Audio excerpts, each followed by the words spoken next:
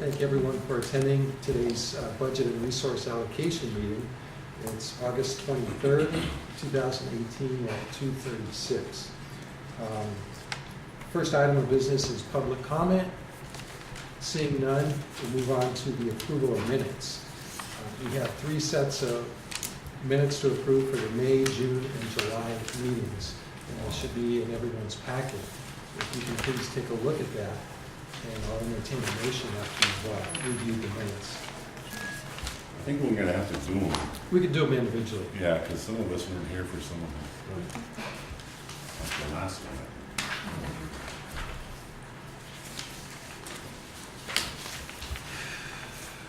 Okay, let's move to approve.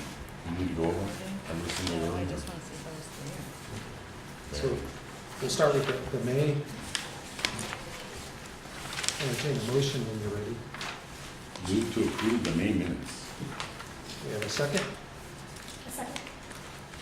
All those in favor, say aye. Aye. Aye. Any opposed? Abstentions? Okay, the May minutes are passed.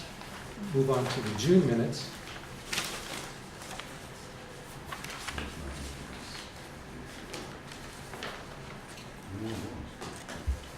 Move to approve the June minutes. We have a second. Second. All those in favor, say aye. Aye. Any opposed? Nay? Abstentions? June minutes are approved. Move on to July. I wasn't here.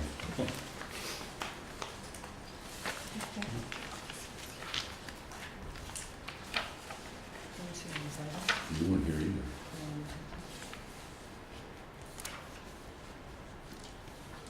Peter, I think you're the only one who can make the motion. John was here also. No. Oh, Danny was here, okay. Is there a motion? You get your names checked now. It's my error. I'll switch there right now. Yeah, I just saw the back of that rep, so I thought it was you and it's John. Yeah, it's all right. I was looking at that one time. Do you have a motion to approve July? I'll move to approve. Second?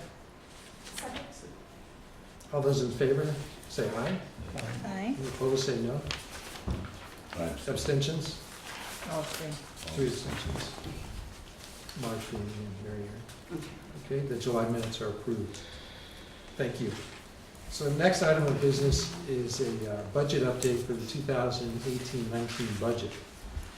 I'd like to cover the budget update by first providing a brief update on the state of the California economy based on information from the Department of Finance. Then I'll provide a brief overview of the budget that was signed into law by Governor Brown in late June. And then we'll look at information related to the proposed budget for PCC for 2018-19. What we'll be looking at is preliminary schedules that are planned to be presented to the board for adoption at the September 12th board meeting. So to begin, the state economy, where we are, how it's looking currently. California's real gross domestic product was 3% in 2017, and that compares to the U.S. GDP, which was 2.2%. So California's GDP actually outperformed the U.S. statistic.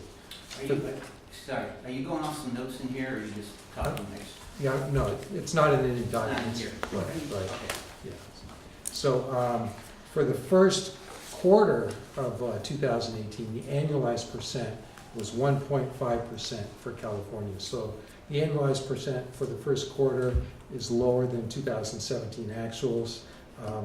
For the nation, it was also lower. For unemployment, California continues for the 3rd straight month had the lowest recorded unemployment rate in the history of the state at 4.2%. At the national level, it was down to 3.9%, but it's ticked up to 4%. So currently, California and the national level are pretty close to each other.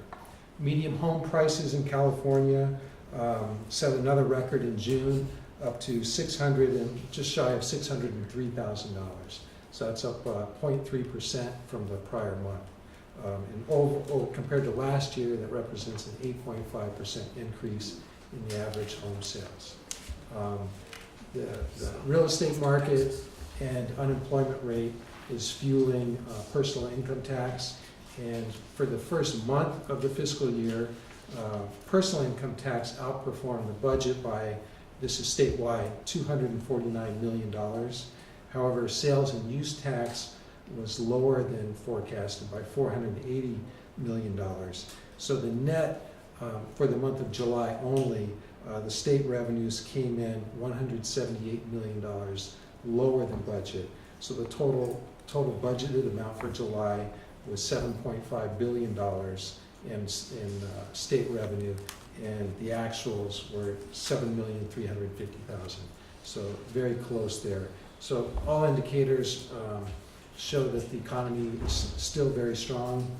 There are some indicators that certain areas are slowing down, but overall, the economy is still plugging away very well. Next, we'll move on to the state budget as it relates to community colleges that was approved by the governor. And that's the slide that you'll see on the screen. It's a handout that shows some of the main indicators that were included in the budget. So the first is general operating expenses. So a request was made by the Chancellor's Office for a $200 million increase in ongoing sources. What was actually approved and included in the final budget was an increase of $270 million, and that includes funding for phasing in the new student-centered funding formula. And I'll be talking more about the student-centered funding formula, providing more information on that in later slides. Also included was $120 million for the online college. $100 million of that is one-time, and $20 million is ongoing. Have any of these changed, or is this just the same? All changed from the May revise? Yeah, Yeah, some have changed. some's changed. Yeah, minor changes, but they're primarily the main items, but the dollar amounts may have changed. Full-time faculty, funding for full-time faculty, $75 million was requested of ongoing funding. $50 million was approved. And I attended a budget conference sponsored by the Chancellor's Office 2 weeks ago, and we're still waiting for trailer bill language and guidance as far as how those monies will be allocated and what the requirement is for how they'll be spent. So it's pretty much late in the game at this point in time. We've already we've completed the faculty hiring, but we're waiting on trailer bill language from the state as far as one, how much PCC will receive, and two, timelines when those funds will be spent.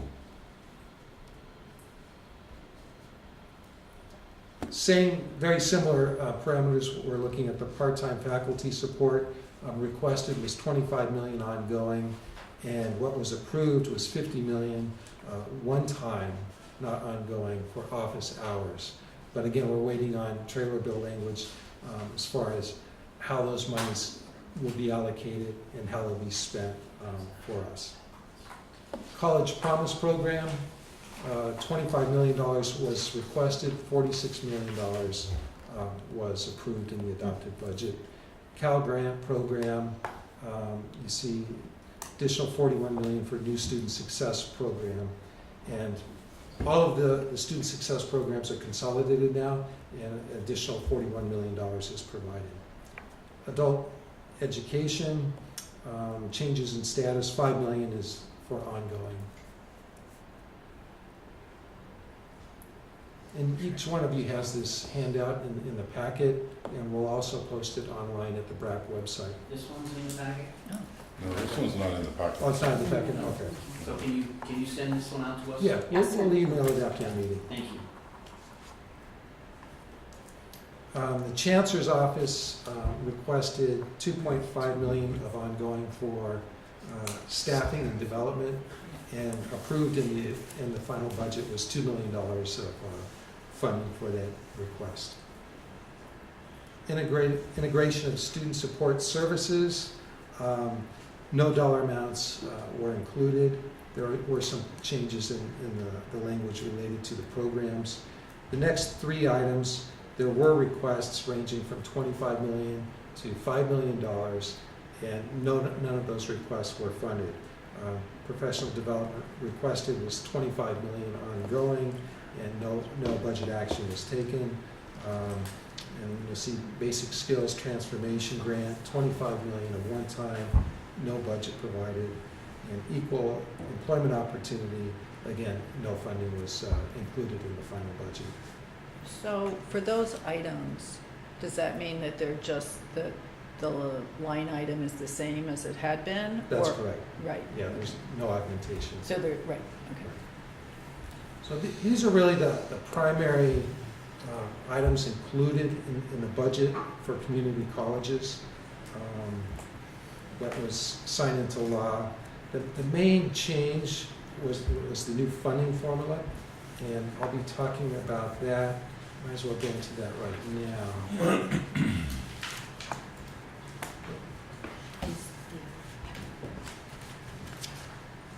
So, in the past, community colleges were funded primarily based on access.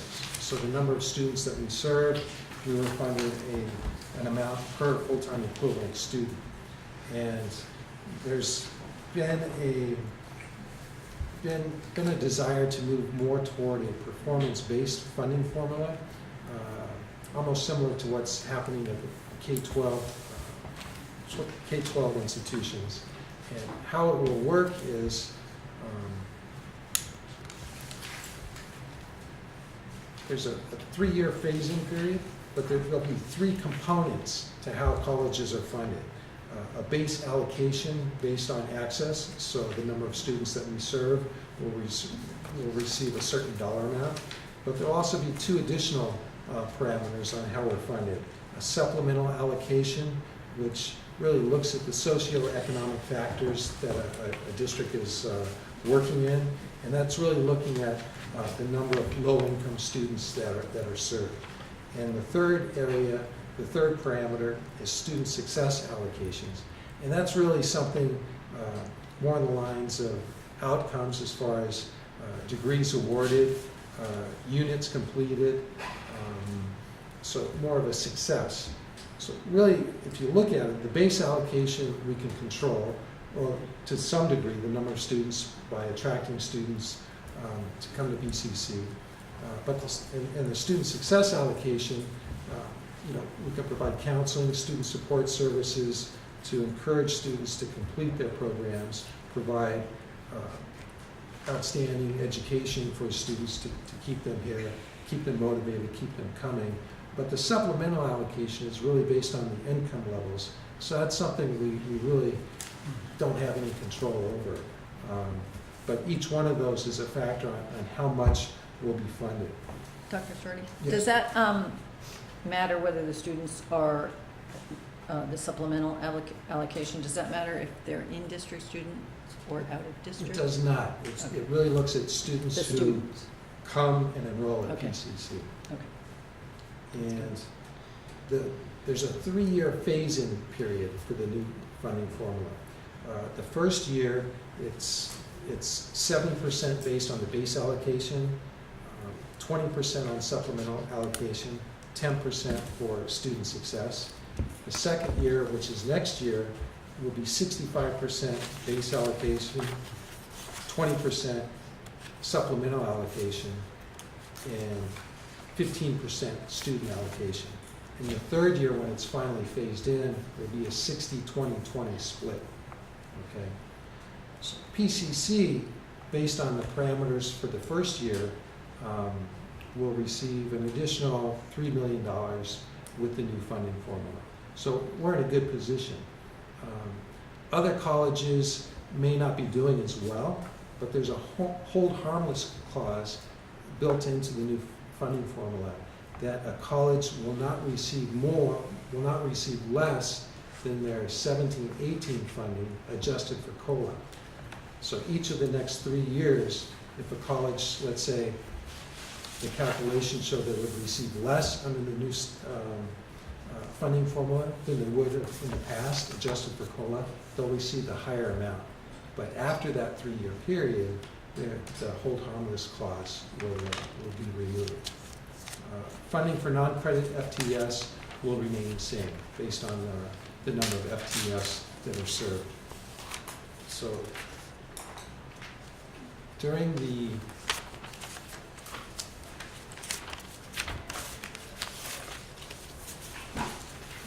first year, you'll see on the screen above you, 18-19, the funding per FTES will be $3,727. Based on the old funding formula, we were over $5,000 per FTES. So that amount has gone down, and you see how it decreases over the next 2 years, and that's part of the phase-in. So it's 70, 20, 10 in 18-19, then it goes 65, 20, 10, 15, 19, 20, and then finally it goes to 60, 20, 20. Phasing in the actual allocation model so colleges have a chance to make adjustments if needed and put attention where attention is needed as far as programs and completion.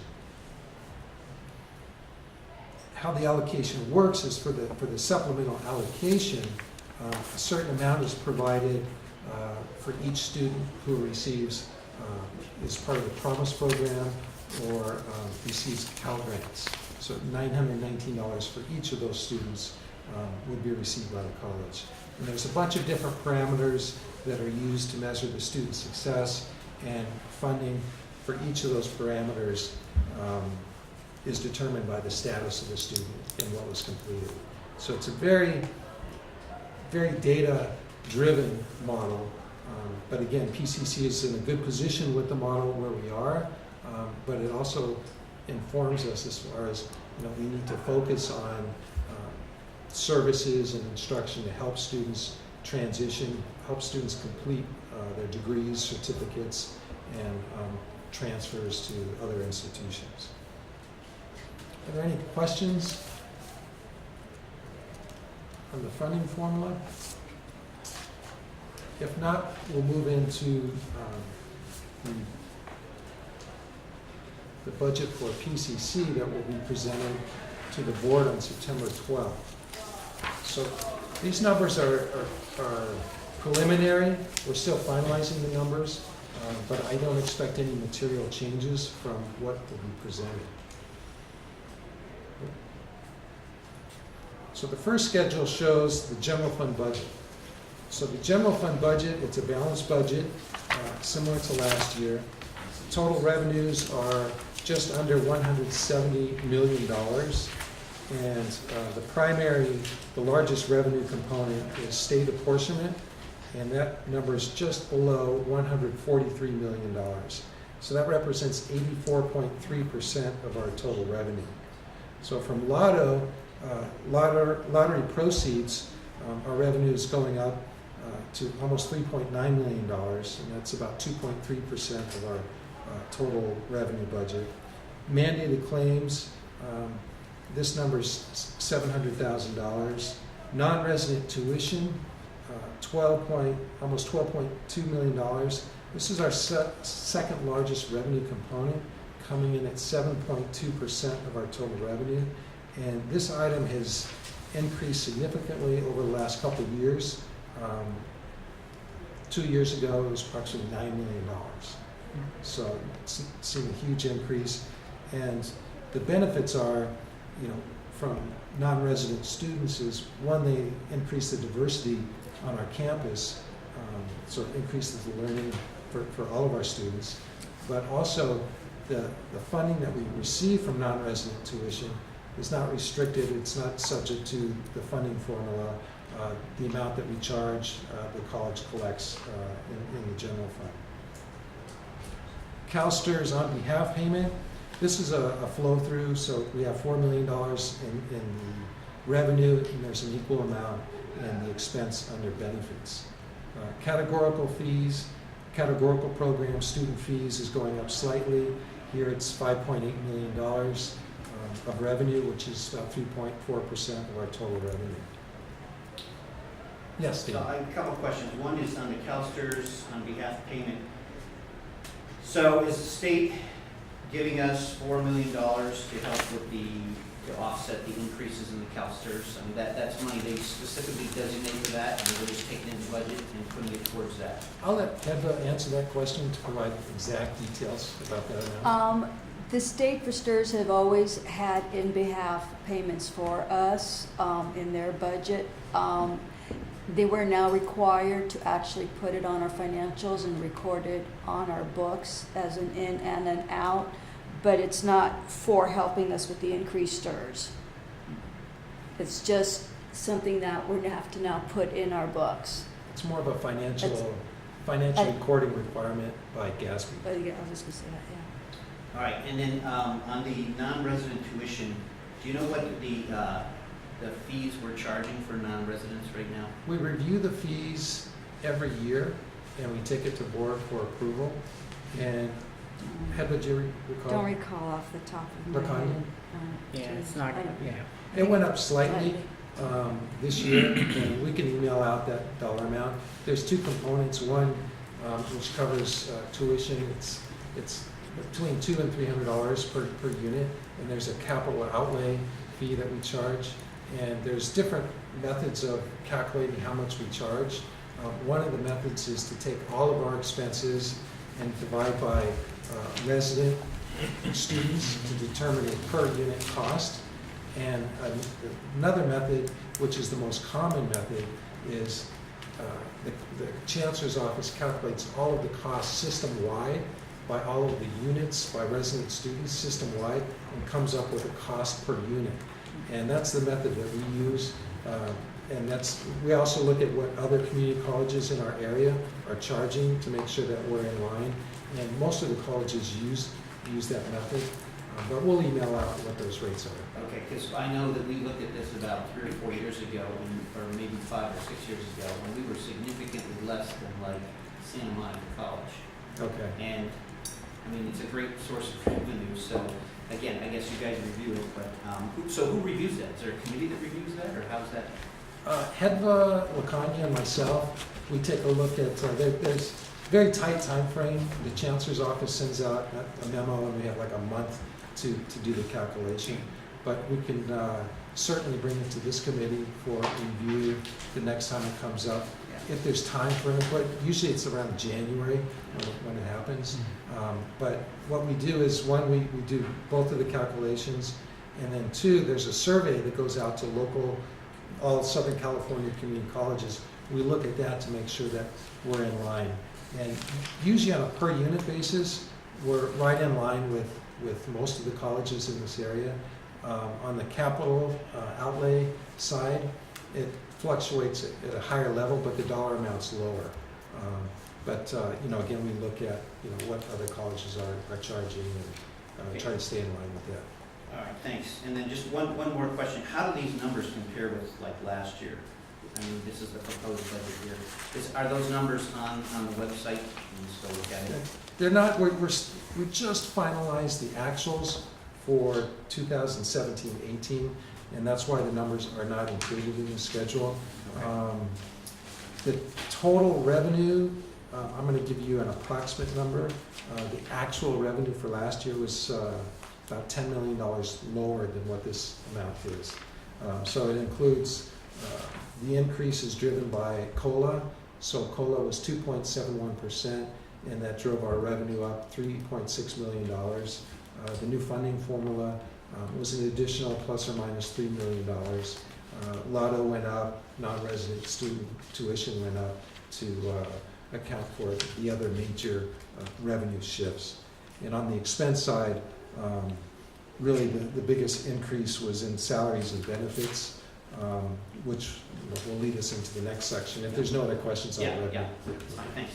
So salaries and benefits represents 85.4% of total revenue, and that's actually a very respectable percent from a financial analyst perspective. PCC was approaching 90%, but the additional revenues helped lower that percent.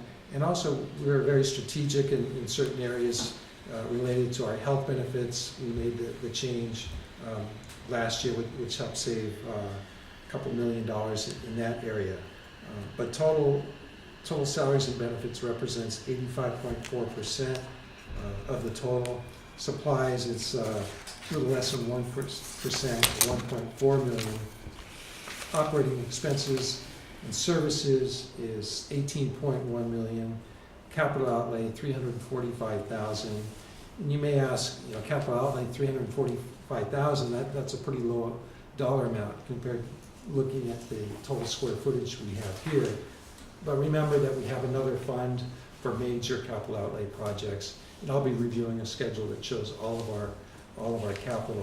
And actually, in the number below, the 4.9 million in transfers, we have a transfer to our other capital outlay fund of $2 million, 1.6 million dollars, and that's to support upgrades and capital outlay projects that we have. But looking at the expenses are about $9 million higher than what they were last year, and really the largest increase is in salaries as a result of increased PERS and STIRS contribution requirements, the COLA increase that was provided to all groups, and a 1% increase that we're budgeting for health benefits. So just to kind of clarify, the absolute number for the salaries and benefits is larger, but the percentage is lower. Percentages is very close compared to the actual for last year. For last year, yeah. Last 'Cause I year it was about remember it being 86%. often up, Yeah. 89, 90. Yeah, that was a couple of years ago. Yeah. Yeah. Are there any other questions on the expenses? Okay, the next slide will show, so if you look at that slide again, page 1, you'll see the total transfers, 4,936,000. The next slide will show where those transfers are going to. So we're transferring from the general fund, 4,936,000. $36,000 is being transferred to the Child Development Center. Capital outlay fund, we have $1.6 million. Our property and liability self-insurance fund, $1.3 million. And our OPEB self-insurance fund, $2 million. So last year, with the work of this committee, we made a recommendation to establish the irrevocable trust, and that trust was set up. And in mid-June, we transferred $14 million to the irrevocable trust as a way of reducing our annual required contribution, relieving a draw on the general fund. And I just received the statement for the month of July, and the earnings on that $14 million were $160,000 just for the month of July.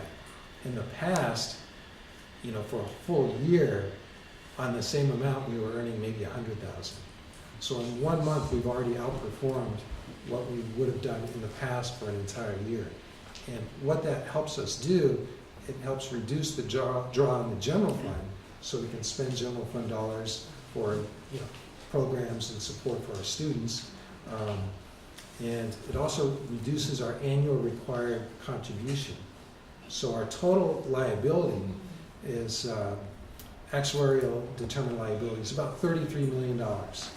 And if we had not set that money aside, we'd be required, it's called the annual required payment, the ARP payment, we'd be required to pay about $4 million a year. But just by transferring the money over, it's reduced that annual required contribution down to about $3 million, which is great news. And the earnings that we receive in the irrevocable trust will go toward that to further reduce it. So it's really a win-win, and this committee should be very happy with, one, working towards setting that up, and two, with the performance so far. And we invested the funds in a very conservative fund. just because, we didn't want to see large fluctuations, or we didn't want to see large negative fluctuations. And, I'll take the large Right. favorable fluctuations, but, overall, it's working out very well. So this slide, it shows where all of the district's funds are. So our beginning balance, these are final balances for the year ended June 30th, 2017. So the total of all of our funds is $62.3 million. The largest fund is the general fund, but you'll see other funds such as the capital outlay fund number 41, which has $9.5 million. Our Measure P, Fund 42, showing is a beginning balance of $5 million, but of that, over $3 million is already encumbered. So really, we're in the final stage of completing the Measure P projects, and by the end of this fiscal year, those funds should be fully exhausted. And you'll see the second to the last two funds, Fund 64 and Fund 69. So Fund 64 is our OPEB self-insurance fund, and Fund 69 is our fund set aside for our PERS STRS liability. This is net of the $14 million that we have set aside in the irrevocable trust. So on top of the $4 million for OPEB, we have an additional $4 million invested in irrevocable trust, and on top of the $4.8 million in the PERS STRS holding account, we have $14 million set aside in the irrevocable trust. Sorry, can you repeat those last two things? Sure, absolutely. So Fund 64 is our OPEB self-insurance fund. Okay. So it's monies that are set aside to meet our OPEB liability. So in addition to that amount, we have $10 million set aside in the irrevocable trust. Okay, so total is $10 million plus this $4,098,000. That's our total amount that's been set aside. What's been moved over to the irrevocable trust does not show up on this schedule. I will include another schedule when this is presented to the board, just to show a recap of what's set aside in the irrevocable trust. And then for the PERS STRS set aside fund, we have $4.9 million. In addition to that, we have $4 million in the irrevocable trust. So the irrevocable trust has $14 million, 10 for the OPEB, and 4 for the PERS STRS contingency fund. So in total, we have the 14 plus about $9 million. So it's designated in that irrevocable trust as monies for those categories, and it can only be spent for those categories? It can only be spent for those categories. Okay. So once you put something in an irrevocable trust, you cannot take it out and say, okay, we need that money for something else. Right. But what you can do with the PERS STRS, for example, is our annual expense for PERS STRS contribution, it's about $15 million. So what we could do is say, okay, we have to pull from the irrevocable trust. We can pull from the irrevocable trust for that purpose. So we could fully exhaust those funds in 1 year to cover our Oh, general. so you can pull them out of the irrevocable if you use them for the funds? If you use them for the specific purpose set aside. So of the 14 million, 10 is for OPEB, 4 is for, so they were specifically set aside in irrevocable trust for those purposes. They can be pulled out if you needed them for those purposes. For that specific for those purposes. Right. And then just so I understand, the OPEB, that's basically for people that retire before 65 and we have to cover their insurance until they're 65. That's Is that correct. correct? That's correct. Okay. Yes. I should have copied this.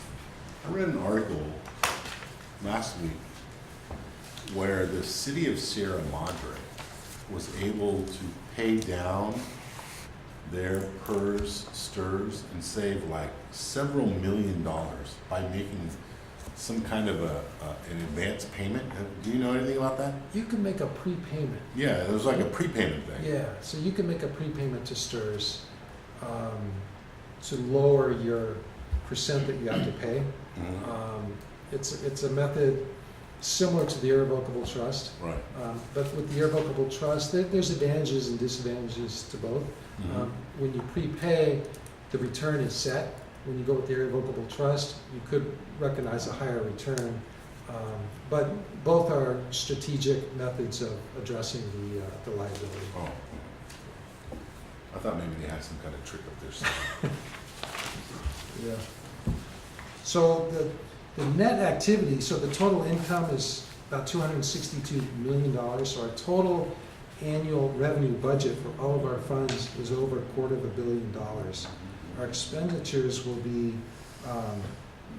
273, so we're spending about $11 million more than what's coming in. So we're projecting with the proposed budget an ending balance next year of about $51 million. And we're projecting that the general fund would stay the same at $27 million. So with that, I'll be happy to answer any questions on the budget, either this schedule or anything else related to the budget. But, you know, really, this is the strongest budget since I've been here. And I think PCC is in an excellent position. We do have issues that are coming up, but we've been very proactive in planning for those issues. PERSTERS increases, for example, that's the primary one, our OPEB liability. But I think, you know, overall, we're in a position to sustain our programs, sustain our instructional programs, to serve our students, and that's what we're here to do, serve our students.